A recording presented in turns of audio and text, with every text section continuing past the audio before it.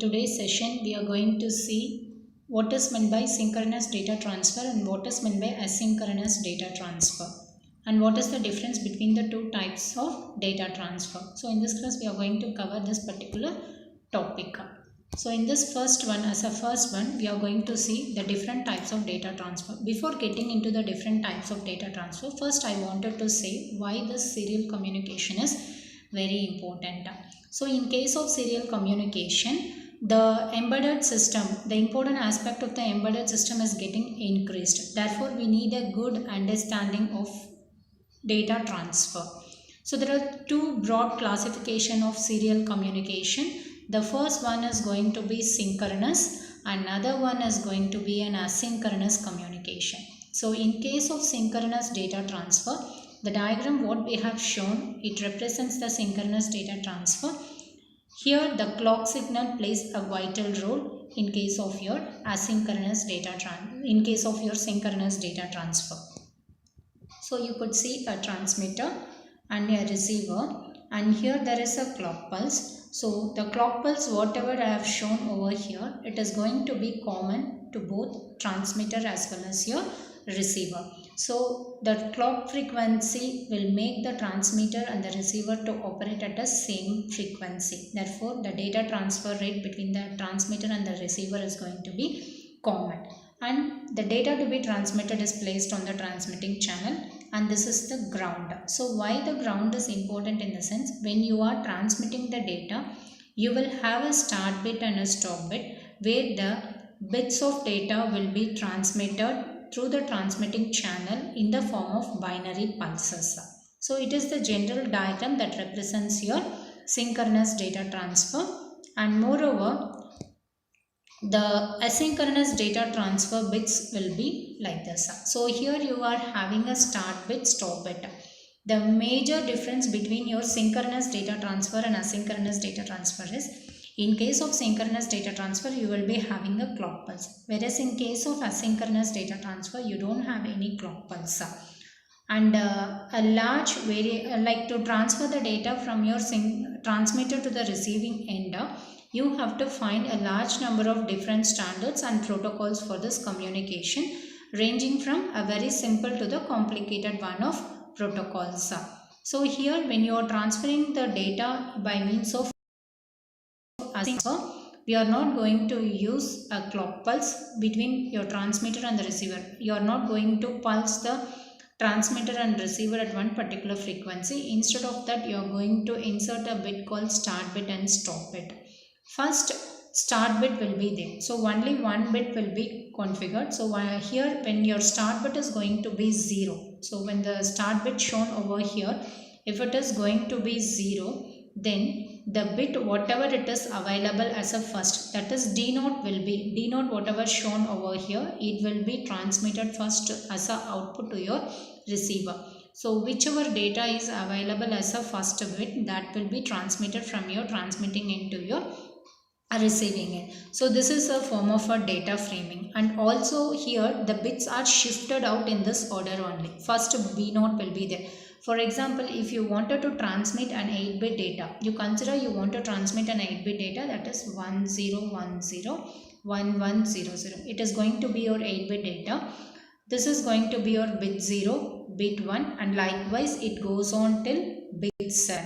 Okay. So when you wanted to transmit this particular bits of data, first in this order only, that is first B0 will give, though we have a 8-bit data, first B0 will go, next to B1, next to B2. So in the order whatever I have shown over here, in the same order the data will also be shifted out in the same order, and it gets stopped, where B0 is your LSB and D7 is your MSB. So the transmit data register, here the transmit data register is write only, which means the software can write. So a new start of new transmission cannot be done, but cannot read from it. You can transmit the data, but you cannot read the data. That is your asynchronous. So between your synchronous and asynchronous, the main difference is, in case of your synchronous data transfer, a clock pulse will be there, Whereas in case of asynchronous data transfer, we don't have any clock pulse. It is the major difference between your synchronous and asynchronous. And moreover, when you are transmitting the data via synchronous data transfer, you can transmit a block of data. As shown over here, you can transmit a block of data in case of your synchronous data transfer. Whereas in case of asynchronous data transfer, you can transmit only 1 byte of data at a time. 1 byte in the sense 8 bit. So as a whole, you can transmit only 8 bit of data at a time in case of your asynchronous data transfer. Whereas in synchronous data transfer, as the clock pulse is going to be common. So in case of synchronous data transfer, you can transmit a block of data, and the transmission rate between your transmitter and receiver is going to be common. Why? Because it has been clocked with a common clock pulse. Whereas in case of asynchronous data transfer, you cannot transmit a block of data. Instead, you can transmit 1 byte of data at a time. 1 byte in the sense 8 bit at a time. And moreover, in case of synchronous data transfer, since the transmitter and receiver is clocked with a common clock pulse, the data transmission rate from transmitting end to your receiving end is going to be common.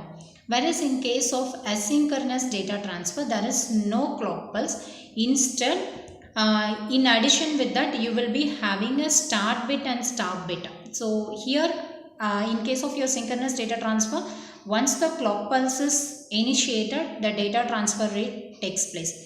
Whereas in case of asynchronous mode of communication, in case of asynchronous data transfer, the data bit, in addition with the data bit as shown over here, it is the data bit shown over here. In addition with this data bit, you are going to use one start bit and stop bit to transfer your data. This is going to happen in case of your asynchronous data transfer. And moreover, the time taken to transfer the data in case of your synchronous data transfer, the time taken to transmit the data in case of your synchronous data transfer, it is going to be more. Why? Because the clock needs to be synchronized between your transmitter and receiver. So when the clock needs to be synchronous between your transmitter and receiver, it takes some amount of time for synchronization, and then the data available in the transmitter will be transmitted to your receiver. Therefore, the time taken to transmit the data in case of synchronous data transfer is going to be more when compared to your asynchronous data transfer. In asynchronous data transfer, the time taken to transmit the data will be very less. Why? Because here we are not going to use any clock pulse. So in this, we are not going to use any clock pulse. Instead, in addition with the clock pulse, in addition with your data bit, so the data bit is nothing but D0 to D7. In addition with the data bit, we are going to utilize start bit and stop bit. So here you have a start bit and here you have a stop bit. So this is going to decide whether the data has been transmitted from the transmitting end to your receiving end. And also in this, the transmitter and receiver, since it is a asynchronous data transfer, right? So in both transmitter and receiver, when you have, in case of your asynchronous data transfer, you consider this is going to be your transmitter and this is going to be your receiver. Okay. So this transmitter and receiver are going to activate it with a separate clock pulse. You are not going to give a common clock pulse for your transmitting end to your receiving end. In common clock pulse is not preferred in case of your asynchronous data transfer. And moreover, asynchronous data transfer, this type of data transfer is the most widely used data transfer, as it prefers character oriented data transfer. Whereas the asynchronous data transfer prefers a block oriented data transfer. That is, this asynchronous data transfer can transmit multiple bytes of data at a time. Whereas in case of asynchronous data transfer, we can transmit only one data at a time. A very good example for the asynchronous mode of communication. A very good example for the asynchronous mode of communication is you can interface between a keyboard and a computer. In this case, what the keyboard will do? The keyboard will transmit the data. Whatever key we are pressing, that will be transmitted to the computer via a transmitting channel. So keyboard will act as a transmitter and the computer will act as a receiver. So with asynchronous mode of communication, when you are not giving a clock signal, when the clock signal is not sent, only the start bit and stop bit will define whether the data has been transmitted from your keyboard and the computer.